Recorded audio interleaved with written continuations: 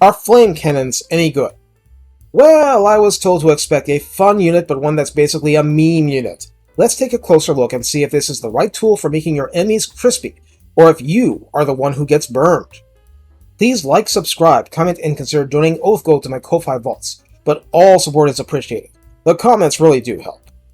Flame cannons cost 1100 to recruit for 275 upkeep per turn. On Ultra, you get 4 cannons with 4476 health between them, with 40 armor, 35 spell resistance, 64 leadership, an unusually high quote-unquote 25 speed, and the usual hot garbage for melee stats, slightly improved Dwarf version. Mass is 3000. Ammunition is 25 volleys default with a range of only quote-unquote 280.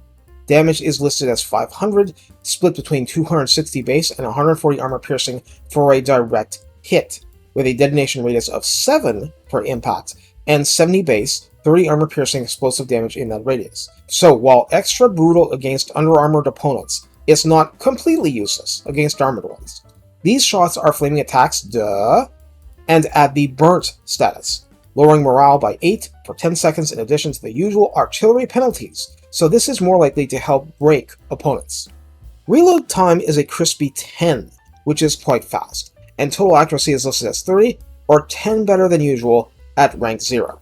Calibration distance is 150, so just over half its range, and calibration area is 9.9 meters, so the shots are kinda sorta accurate within that range. Well, you might get more direct hits on a War Hydra, which is weak to fire since it has old-style regeneration. In the Lord Redline skills, Thunderer grants a max of plus 20% ammunition and plus 8% missile strength. Morgrim's Favored gives rank 7 crews plus 20% more ammo, plus 12% more missile strength, and 10% reload time reduction. The tech tree offers lower upkeep, higher recruit rank, 30% missile resistance, 10% more ammo, and 15% more reload time reduction. Master Engineers only make your ranged units even better. So, fully buffed in terms of Redline and tech tree, flame cannons are firing off 4 shots every 7.5 seconds. Something to keep in mind. How do you use flame cannons? Well, I'm sure it's obvious, but their chief value is against lower armored infantry. The direct impacts are tremendously powerful even against armor, every bit as much as a grudge thrower with higher accuracy. But clearly the idea is to utterly annihilate approaching clumps of normal infantry, and at least weaken the heavily armored ones.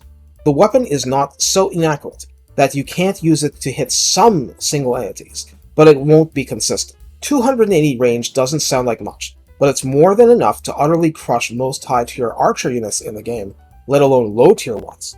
It's just obviously not a good battle initiator or artillery duelist. One might say its utility drops off, or that quarrelers are enough to deal with lower armored targets, but the range issue does come up. Basically, the flame cannons will mercilessly punish anything that gives you half a chance to. Obviously, you need to worry about the line of sight and friendly fire issues, but the main issue to most people at this point is probably the cost versus the reward. What's to say? Bring one as a novelty unit and laugh if you go up against zombies or wood elves, at least until the wood elves shoot them apart. They do that. It's a fun unit, but it's not at all a useless one unless the other side is all armor or all single entities, or both, Primeval Lord. Of course, this kind of unit is just not your top choice when faced with a siege. It is a field gun true and true. Specialist that it may be, some flaming grapeshot really should make you feel Napoleonic, and not even anything to do with height. Take care, and have fun turning up the heat.